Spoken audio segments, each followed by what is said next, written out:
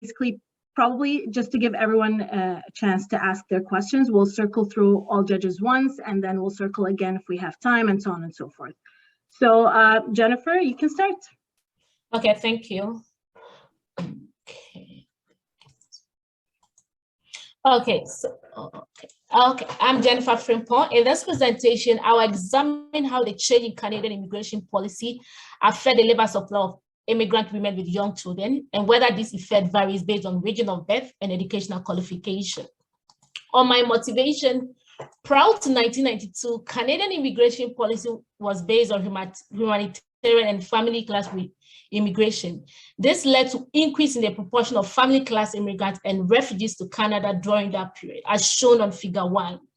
However, from 1992, Citizenship and Immigration Canada started narrowing down on family class immigration, and the adjustment was as follows. In 1992, the age limit for sponsored children was changed from any age to under 19 years. And in 1993, the sponsorship program for assisted relative was cancelled. And in 1994, a public announcement was made about lowering immigration and shifting away from family class immigration.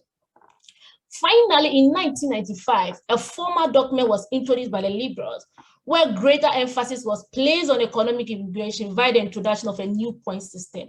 This led to increase in the proportion of economic immigrants from the mid-1990s, as shown on Figure 1. It also led to decrease in the proportion of parents and grandparents that immigrated to Canada during that period, as shown on Figure 2. One of the rationale for the change in policy was to ensure that immigrants integrate well into the Canadian labor market. But this is just one-dimensional, because if you look at women with young children, their labor supply depends on many factors that fall outside the characteristics of the point system. So, for example, a woman will participate more in the labor market if they have access to trusted childcare from family members. So, and this was evident in the literature that shows that proximity to grandparents affect the labor supply of women with young children. So, any policy that affect proximity to immigrant family members, especially grandparents, might have an unintended implication on labor supply.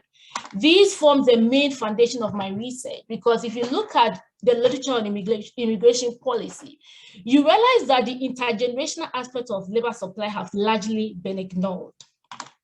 To fill the gap, I provide answers to two main questions. One, does the policy change affect the labor supply of immigrant women with young children differently compared to the other groups? Two, if so, does the effect of the policy differ based on region of birth and educational qualification?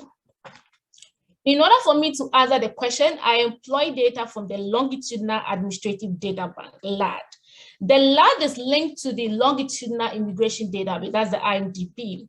I used the year from 1983 to 2005 in order for me to have enough before and after policy year. The LAD covers 20% random sample of Canadian tax filers.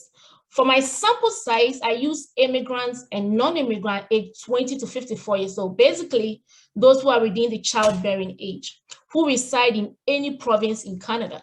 For the sample size, I have about 155 million person-to-year tax information, where 8.3% of them are immigrants and 32% of them are women with young children.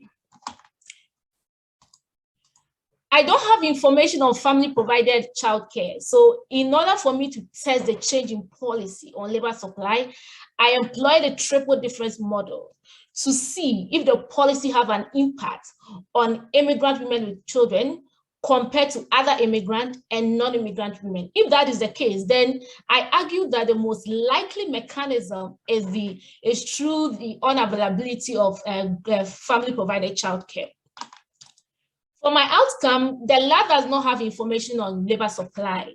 So I use the annual employment income to construct two main outcomes. One, probability of earning positive income. So that is if the woman work or not. Then probability of earning high, low, or zero income. So that is also to mimic if the individual is in full-time, part-time, or unemployed. For my independent variable, I have the policy indicator. So that is from is equal to 1 if the year is 1996 to 2005. Then I have the proud policy year, that is 1983 to 1991. So my main policy years is 1992 to 1995. For my treatment variable is equal to 0 if the woman is non-immigrant. Then I have four dummy variables to represent the various immigrant classes. Then I have women of young children indicator. That is equal to 1 if the woman have a child under 7 years and 0 if otherwise. In the estimation of my model for the first outcome, I use a linear probability model. For my second outcome, I use multinomial logic. The controls, in terms of controls for my first research questions, I have age, marital status, family size, total number of children, spousal employment income, and individual status. So individual status is equal to, it is basically if the woman is married to immigrants or non-immigrants, and if the woman is non-married, whether the woman is non-immigrant or immigrant. Then for my second research question, I restricted my sample to only immigrants. In that case, I was able to control for key immigrant characteristics, such as intended place of destination, intended occupation at landing, years of education, official language at landing. The coefficient for my first outcome variable indicate that after the policy, the probability of employment for economic, refugee, and economic family immigrant women with young children was about 4.2 and 1.4 percentage point lower, respectively. While for refugee and other, it was about 12.8 and 12 percentage points, respectively. The higher effect of the policy of refugees is just indicating the elastic supply that refugees are more likely to face in Canada. And the smaller effect of the policy on family class is just showing that immigrants, family class by their name, by definition, will already have family in Canada who can assist them in case they need immediate childcare. So in case they need immediate childcare. The coefficient for my second outcome indicates that for refugees and other, they are more likely to leave the labor force after the policy. Whilst for economic and family, they will redistribute employment from high to low. So basically from full-time to part-time. So really, the economic is not so much surprising because these are people who are selected on characteristics that are favorable to the Canadian labor market. So even if they have a child, they will prefer to be in part-time rather than be unemployed. For my second research question, region of birth, the result shows that regardless of region of birth, the policy had a negative effect on all immigrant women with young children. However, when it comes to magnitude, the negative effect was higher among women from South and Central Asia. And in terms of education, just similar to region of birth, regardless of educational qualification, the policy had a negative effect on all immigrant women with young children. However, in terms of magnitude, for economic and refugee immigrant, the negative effect was weaker for those with higher education. Whilst for family class, it was stronger for those with higher education. So in as much as I did not examine why there's the differences, it might be because of culture or ease of flexibility in the Canadian labor market. Future research could look more into that.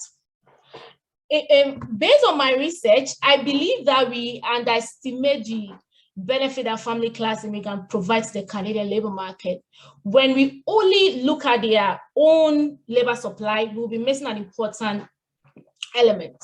So policymakers should expertly recognize the childcare provision that family members provide to immigrants and measure how that impacts the labor supply of immigrant women with young children. And if they put this calculation in policy that estimates immigrant target, they will realize that it will lead to increase in proportion of family class immigrants, And these will not only benefit the families themselves, but the whole Canadian economy. I also want to emphasize that we should also, in putting all these policies, we should also prioritize immigrant women with young children who are more likely to benefit from social support. Thank you. I have my references then. Thank you. Thank you, Jennifer. So this is the judges Q&A session now, and starting with, I have a list here. So starting with Hugh, do you have any questions for Jennifer? Yes, I do. That was very good and very interesting. Thank you very much. Did you, in your research, look at the overall Canadian economy during that certain time? I know that in '89 and '92, there were some bumps in the recession that could potentially affect your results and your conclusions. Did you have a look at overall what the market was doing at the same time? Okay, so you mean 89 and 92, right? Yes. Okay, so I actually got rid of 92 because there was actually a change in immigration policy. So that was the change in the age limit from any age to under. So 92 is already out, right? Because I included as a years of policy. 89, okay, I totally agree because I did a sensitive analysis where that's common trend assumption. So when you are dealing with triple difference, you need to test for common trend assumption. It's supposed to be satisfied.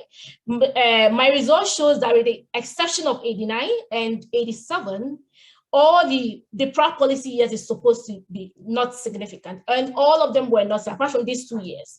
But if you look at all the years after the policy, the effect of the policy was increasing over time. So in as much as I agree, there were bumps and all that, but because even this 2 years was only significant at 10%. So I argue that that might not affect my estimates. But notwithstanding, I will try to, maybe when I go to the RDC, try to get rid of 89 and see how that will affect my result. Thank you. Okay. Thank you. Next is Mark. Yeah, thank you, Jennifer. That was a great presentation. I followed virtually everything, but there was one point that I was less clear about, and maybe it's just my lack of ability to follow absolutely everything. Usually in the immigration literature, we separate new arrivals and more, older established immigrants. And I didn't see how that was handled here, particularly vis-a-vis like the year of analysis that you're looking at their labor market outcomes and the year that they arrived. So how did you handle that in the analysis? Okay, so your main concern is regards to the year of arrival. So this is what I did because I was dealing with individuals that arrived to Canada from so the last data I was dealing was 1983 to 2005. So when I linked it to IMDb, I picked up immigrants who arrived in Canada from 1983. I placed 1981 to 2004 because if you arrived in 2005, you are not going to be you're not going to factor the same year. You're going to factor the next year. So, however, if you arrived in 2004, definitely you are going to be in the data set in 2005. So once I merged it, the lat, if you didn't factor, you are going to be automatically out. So that is how I dealt with that. So I don't know how. I guess my question was more specifically as to how you distinguished, or if you distinguished between an immigrant who had spent a lot of time in Canada and was perhaps more well established in terms of the labor market, and immigrants who had just recently arrived. It seems to me, and I might be wrong here, it seems to me that all the immigrants were combined along that aspect, that dimension. Yeah, okay, so. Exactly, I'll comment on that. So that is perfectly true. So I combined all immigrants. I did not distinguish whether you stayed in Canada for long or all that. However, as I was saying about a common trend, I did the analysis. So in regards to the common trend, you have to do it for every year. So what am I saying? So you'll be dealing with immigrants that arrived in maybe 1981, they factored in 1992, they are in your data set, right? So you'll be dealing with all of them. So for each year, even when I did it for each year, the effect of the policy was still negative and it was increasing over time. So I don't know how, even if I decide to do even groupings, how that might even change my result, because doing it even individual years was still a negative effect. and the effect of the policy was still increasing over time. Yeah. Good. However, Thank you. I'll try that and see how that might change my result anyway. Thank you. Welcome. Okay, Ramona. Thank you, Jennifer, for your presentation. I have a question that's a little bit more situated in the present. How would your results, how would you interpret them in the current context where the government is looking at $10 a day childcare subsidies? What impact do you think that would have if you were to rerun your analysis using taking into account this new policy? And I'm asking you to hypothesize here. Okay, so I've actually thought about that, because the argument would be like, okay, the government is coming out with policies of $10 a day. So if there's that policy, then there's no point grandparents coming to Canada, right? So that's the debate. However, I am going to argue, hopefully there's going to be data that will come out for us to prove this. But I will argue that the grandparent childcare and formal childcare, that is $20 a day childcare, they are not substitute, they are complements. Because if you look at when COVID hit, the height of the COVID, you will just be at home and they'll call you to pick up your sick child. So they were in school, right? So I'm hoping to come out with data to prove that. But I believe that these two types of childcare are not substitute, they are not complement, they are complements. So this policy might not have any effect on my result, I doubt. But then hopefully in future we could prove that. I hope that helps. Thank you. Thank you. Thank you. Okay, Jeremy. Thank you. Thank you, Jennifer. My question is actually similar to Ramona's question, is that if you were presenting this to a policymaker in today's context and the labor market context, how would you frame or how have you considered the fact that there's a high number of vacancies? In some provinces, there's more vacancies to jobs than there ever have been, or vacancies to job seekers. Were you able to take a look at where, and how would you answer a question by a policymaker regarding the current labor marketing and the imperative? Is there an imperative for a policy change to enable more people to come into the labor market? Okay, so let me try to understand the question very well. So what you mean is that currently there are vacancies, right? So if I want to hypothesize my results, how will my result help people to go back to the labor force? Is that what you mean? Yeah, if you're trying to demonstrate the urgency. Okay, the urgency, right? Okay, so this is what I will argue that as immigrants, okay, I'm an immigrant myself, we are used to parents taking care of our children. It's normal, right? I'm in a country where when I have a child, I still have to go to work, take my child to daycare. I don't really trust them of what they are even going to learn. Immigrants, we are more traditional, right? We are not comfortable. So I would just weigh my pros and cons. It's better for me to stay at home. So if you want people to go back to work, then you have to put policies in place for them to be able to bring their family to Canada. Because if you bring their family to Canada, even if they will still access formal childcare, they will be a bit comfortable, because once my mother is at home, I will feel free to go to work, right? So that is how I'm going to argue that. Jeremy, I hope that helps. Thank you. Okay. And last but not least, Marian. Hi, I have a couple of questions. One of them is related to what Ramona was suggesting. It would seem to me that policymakers might say, instead of allowing the grandmothers in, we will institute a policy of more support from sources with young children, especially in refugee class and in the fourth class of immigrants. Refugees was the third. Marian, you're cutting out. You are cutting out. Oh, okay. Okay. Can you hear me now? That is perfect. Okay. So I'm asking, what about alternative policies instead of grandmothers? So that's related to what Ramona said, but it's more wide-ranging. The other question is, should women with young children actually be discouraged from coming? You know, there was a pattern to Canada and encouraged to come a few years later.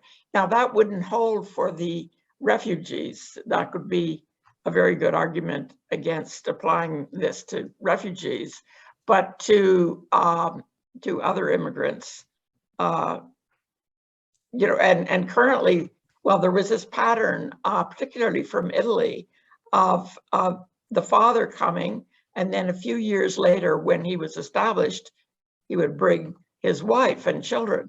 And the Filipino immigration, to a large extent, is different sex. The women come without their children, and then later the husband comes with the children. So there are different ways of looking after this problem of the care of young children. Okay. And now, of course, that doesn't speak at all to your model determining the various effects, but it's a policy question. Okay. You were breaking from the beginning, but the first question in regards to alternative approach rather than bringing grandparents, right? That was the first question. Yes. Okay. So this is, I totally agree that the argument will be like, when grandparents are usually old, right? When they come to Canada and they are sick, they are going to put another pressure on the Canadian labor market. I totally get it. And there still should be, there's still policies to address that. But the alternative approach could be that, okay, if that is the case, then why don't you give chance, review the sponsorship requirement so that immigrants could sponsor, they can sponsor their sister or cousins, right? To be in Canada, because I'm in Canada, I don't have anybody. But at least if I have my cousin here who could at least help me with my child, that is better. That is if you will not allow my grandparent to come, because my grandmother to come, because my grandmother is old. So we could use that route of other family members. Another alternative, and that will also go to in regards to refugees, right? Yes. I get that refugees, like they can't, most of them are even fleeing wars, right? So yes, the alternative was to increase, to try to, they could increase the cap on private sponsorship of refugees, right? So that if refugees immigrate to Canada under private sponsorship, they already have a committee in Canada, right? Who can help them in case, oh, please, can you pick up my child from school? They could do that, right? So that would be another alternative approach that the policymakers could look at if the grandparent idea doesn't work. Yeah, I hope that helps. Okay, thank you. Welcome. Thank you, Jennifer. And I would highly recommend you go to the chat and look at the comments that some of the attendees have posted, because they may be helpful for your consideration. And judges, you have a minute